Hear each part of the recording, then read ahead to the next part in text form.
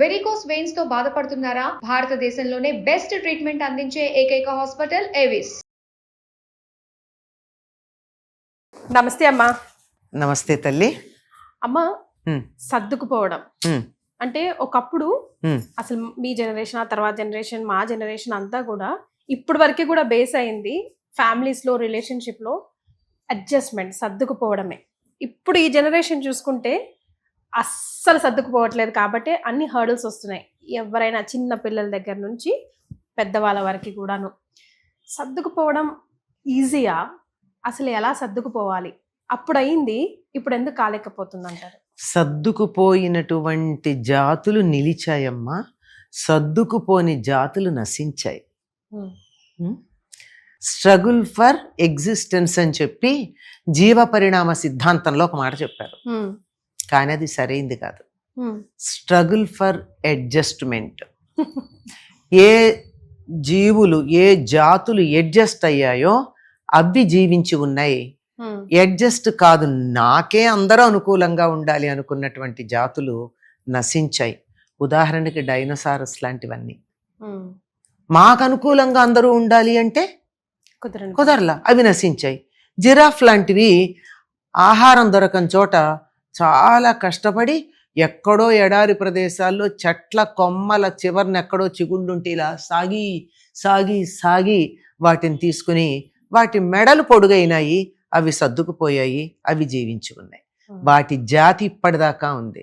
Dinosaurs లాంటివన్నీ, dinosaurs అంటే ఇంకా చాలా ఉన్నాయి, కనుమరుగైపోయినవి. పక్షులు కానీ, ఈ సరీసృపాలు అంటారు, రెప్టీలియా జాతికి చెందినవి, ఇవి సర్దుకుపోయినటువంటి పెద్ద పెద్దవన్నీ కూడా నశించాయి.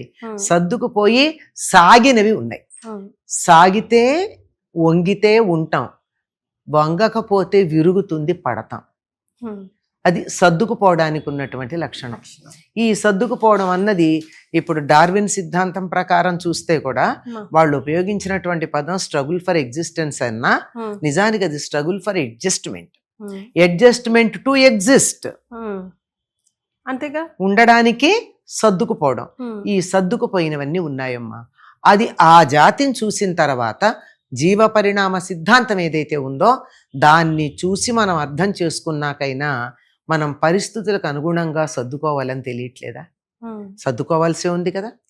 ఉదాహరణకి ఇంట్లోంచి బయటికి రావద్దు అంటే 21 రోజుల పాటు అసలు గుమ్మం ముఖం చూడకుండా ఉన్నవాళ్ళు ఉన్నారు.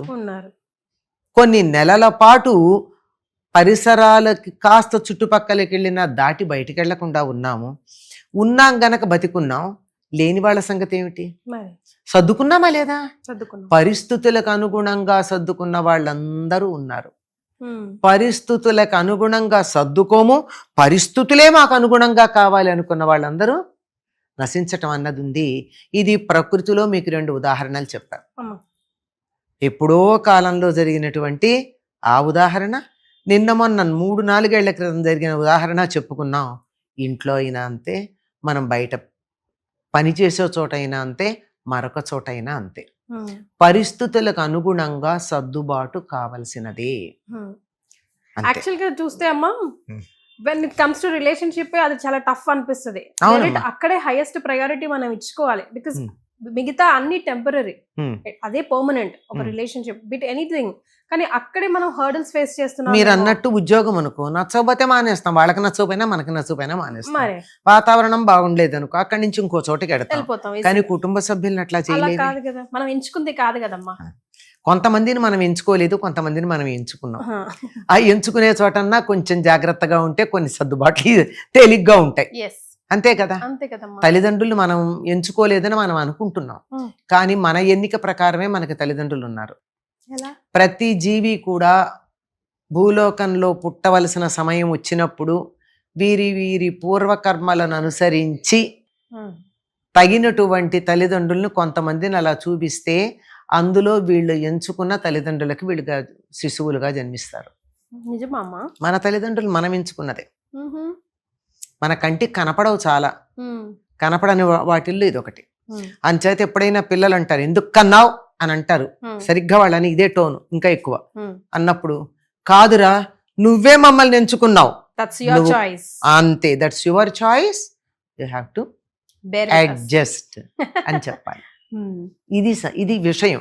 ఈ విషయం తెలియకపోవడం వల్ల పిల్లల్ని వీళ్ళు కావాలని కన్నట్టు, కావాలనుకుంటే ఎట్లా ఉంటారమ్మా, చాలా అందంగా, పొడుగ్గా, తెల్లగా, చక్కగా, తెలివిగా, బుద్ధిగా, వినయంగా, అన్ని మంచి గుణాలు ఉన్నవాళ్ళు కావాలని మనం అనుకోమా? పిల్లలు అట్లాంటి వాళ్ళనే కంటాం కదా మనం.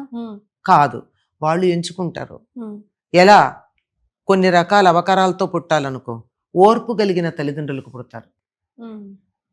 అది నిజంగా అలాంటి సంతానం కలిగారు అంటే తల్లి నిజంగా ఓర్పు మంతురాలు, ముఖ్యంగా తల్లో తండ్రి.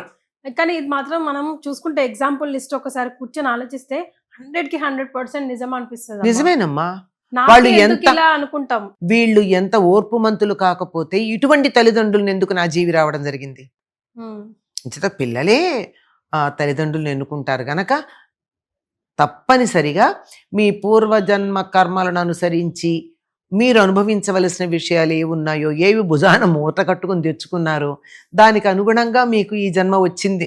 మీరు ఎన్నుకున్న జన్మ గనక దీనికి అనుగుణంగా మీరు జీవించవలసినది, సర్దుకోవలసినది. కొన్ని సందర్భాల్లో సర్దుబాటు కుదరదు. ఎందుకంటే ఎన్నుకుని వచ్చినా కానీ తర్వాత ఎప్పుడో తేడా రావచ్చు. ఆ తల్లిదండ్రుల్లోనో, ఆ కుటుంబంలో ఇతర సభ్యుల వల్ల, లేక ఆ ఇంటికి వచ్చిన కొత్త సభ్యుల వల్ల సర్దుబాట్లలో తేడా రావచ్చు. వీలైనంత వరకు సర్దుకోవాలి, లేనప్పుడు తప్పుకోవాలి. అంతే, రెండే మార్గాలు. సర్దుకోవడం ఒకటి ఉంది, తప్పుకోవడం ఒకటి ఉంది. అంతకన్నా మరొక మార్గం లేదు. తప్పుకున్నాక కూడా వెళ్ళి నేను విచ్చలవిడిగా ఉంటాను అంటే కాదు. తప్పుకున్న తర్వాత ఏ ధర్మం కోసం, ఏ న్యాయం కోసం, ఏ అవసరం కోసం, ఏ ఇబ్బంది వల్ల నువ్వు అక్కడి నుంచి తప్పుకోవాల్సి వచ్చిందో దాన్ని అధిగమించి ఏ ధర్మం కోసం వచ్చావో దానికి నిలబడాలి. నీకు చిన్న ఉదాహరణ చెప్తాను. రామాయణంలో రాముడు అరణ్యవాసానికి బయలుదేరుతూ ఉంటే కౌసల్య వెళ్ళొద్దని రకరకాలుగా చెప్తుంది. చాలా వాదనలు చేస్తుంది, చాలా గొప్ప వాదన చేస్తుంది. అంటే ఆ రోజుల్లో ఆడవాళ్ళు బాగా చదువుకున్నారనడానికి ఆవిడ ఇచ్చినటువంటి ధర్మశాస్త్ర సూత్రాలు ఏవైతే ఉన్నాయో వాటిని బట్టి ఎంత బాగా చదువుకుందో మనకు అర్థం అవుతుంది. అన్నీ అయిన తర్వాత, లేదమ్మా నేను వెళ్ళాల్సిందే, నువ్వు నన్ను చూసుకోవాలన్నావు కదా, నిన్ను చూసుకుంటా, నీకన్నా ముందు తండ్రి గారి మాట నెరవేర్చి తర్వాత వచ్చి నీ మాట నెరవేరుస్తా. ముందు ఆయన అడిగాడు కదా, ఆయన మాట నెరవేర్చి తర్వాత నీ మాట నెరవేరుస్తా, తప్పేం లేదు అన్నాకే తప్పదు అనుకున్నాకేం చేసింది కౌసల్య? ఆశీర్వదించి పంపించింది. నాకు ఇష్టం లేకుండా పెడుతున్నావు అని, ఈ రోజుల్లో వాళ్ళ నాకు ఇష్టం లేని పని చేస్తున్నావు, సర్వనాశనం అయిపోతావు, నువ్వు బాగుపడవు అని శాపనార్థాలు పెడతారు. అట్లా కాదు కదా. ఆవిడ ఏం చేసింది? నువ్వు ఏ ధర్మం కోసం బయలుదేరి పెడుతున్నావో ఆ ధర్మం నిన్ను రక్షిస్తుంది అంది. ధర్మరక్షణ కోసం పెడుతున్నాడు కదా తండ్రిని సత్యవాక్యంలో నిలబెట్టడానికి, అదే ధర్మం నిన్ను రక్షిస్తుందని చెప్పింది. చెప్పి ఒక్కొక్క చోట గరుత్మంతుడు అమృతం తేవడానికి వెళ్ళినప్పుడు వినత కొడుకుకి ఎటువంటి ఆశీర్వచనాలు ఇచ్చిందో, సముద్ర మథనానికి వెళ్ళేటప్పుడు శచీదేవి ఇంద్రుడికి ఎటువంటి ఆశీర్వచనాలు ఇచ్చిందో అంటూ బోలుడు ఉదాహరణలు చెప్పి అటువంటి ఆశీర్వచనాలు నీకుండుగాక అంది. అంటే వాళ్ళందరూ విజయం సాధించి వచ్చారు. అలాగే నువ్వు వెడుతూ ఉంటే నీ ముందు ప్రకృతి శక్తులందరినీ ఆవిడ పంచభూతాలని చెప్తుంది. వీళ్ళు ముందు నిన్ను రక్షిస్తారు, వెనకాల వీళ్ళు రక్షిస్తారు, నీ శరీరాన్ని వీళ్ళు రక్షిస్తారు అంటూ మొత్తం ప్రకృతి శక్తులన్నిటినీ దేవతలందరూ రాముని రక్షించాలని చెప్పింది. అంటే తన మాట వినలేదు కదా అని చెప్పి అలగలేదే, కోప్పడలేదే, కొడుకుని తిట్టలేదే, వెళ్ళిన పని విజయవంతం కావాలని. సర్దుబాటు అంటే అదమ్మా, అంతే కదా. అంతే అమ్మా. అంటే అడ్జస్ట్మెంట్ అంటే సెల్ఫ్ రెస్పెక్ట్ ని దెబ్బతీయడం కాదమ్మా. ఆత్మాభిమానం దెబ్బతినేటటువంటి సందర్భంలో మాత్రం సర్దుబాటు కాదు అది. అవతల వీలెంతో చెప్పాలి. లేనప్పుడే కదా చెప్పాను తప్పుకోవాలి అని చెప్పింది. ఆత్మాభిమానం తగ్గినప్పుడు, అంటే చిన్న ఆత్మాభిమానం వేరు, అహంకారం వేరు. ఇక్కడ పొరపాటు పడతాం. ఈ అహంకారాన్ని ఈగో అంటామే, సెల్ఫ్ రెస్పెక్ట్ కి ఈగోకి చాలా తేడా ఉంది. ఈ ఈగో వచ్చి నేను సెల్ఫ్ రెస్పెక్ట్ అనే వేషం వేసుకొస్తుంది. భ్రమపడిపోతాం. సెల్ఫ్ రెస్పెక్ట్ అనుకుంటాం, గ్రహించాలి. అది గ్రహిస్తే ఏ ధర్మం కోసం నిలబడుతున్నామో, ఏ సిద్ధాంతం కోసం, ఇప్పుడు ధర్మం అంటే పని తెలియకపోవచ్చు, ఒక ప్రిన్సిపల్ కోసం కదా మనం అనేది. ఏ ప్రిన్సిపల్ కోసం, ఏ సిద్ధాంతం కోసం, ఏ న్యాయం కోసం మనం నిలబడుతున్నామో దానికి ఇబ్బంది కలుగుతూ ఉంటే మనం అక్కడి నుంచి తప్పుకుని రావాలి. దాన్ని నిలబెట్టడం కోసం మనం ప్రయత్నం చేయాలి. అంతేగాని వ్యక్తిగతంగా నన్ను ఏమన్నా అంటే నాకు కోపం వస్తుందని కాదండి. ఉదాహరణకి చెప్తాను, నన్ను వ్యక్తిగతంగా ఎవరన్నా తిడితే నాకు అసలు కోపం రాదు. ఏం పర్వాలా. కానీ నా ధర్మాన్ని, నా సంస్కృతిని, నా దేశాన్ని వాళ్ళనంటే నాకు బాధేస్తుంది. అక్కడ మాత్రం ధర్మం గురించి ఎవరన్నా అధర్మంగా ఉంటే మాత్రం కోపం వస్తుంది. కానీ వ్యక్తిగతంగా తిరిగితే ఏముంది, వాళ్ళు నన్ను అర్థం చేసుకోలేదు అంతే అనుకుంటాను. అంతకన్నా అంతే అని మనసులో అనుకుంటా. అది కరెక్ట్. పైకి అనేది కాదు, చెప్తే చెప్తాము అంతేగాని వేరే రకంగా కాదు. ఇది మాకున్న సిద్ధాంతాల్లో ఒకటమ్మా. వ్యక్తిగతమైనటువంటి బాధలకి, నిందలకి ప్రతిస్పందించకూడదు. ధర్మహానికి మాత్రం మీరు ముందుగా ఉండాలి. మాకు మా గురువు గారు చెప్పినటువంటి సిద్ధాంతాలు అవి మేము 100% పాటిస్తాం. అందులో అనుమానం ఏం లేదు. ఏమంటారు నన్ను గురించి ఏమనగలరు అంటే వ్యక్తిగతంగా చెప్తున్నా, నువ్వు అందంగా లేవనో, బాగుండలేదనో, నువ్వు తప్పు చేస్తున్నావనో, నువ్వు తప్పు మాట్లాడావనో, నువ్వు చేయకూడని పని చేసావనో అంటారు. అది నిజమైతే సర్దుకుంటాం, నిజం కాకపోతే పట్టించుకోం అంతే. కానీ ధర్మానికి, దేశానికి హాని చేస్తే మాత్రం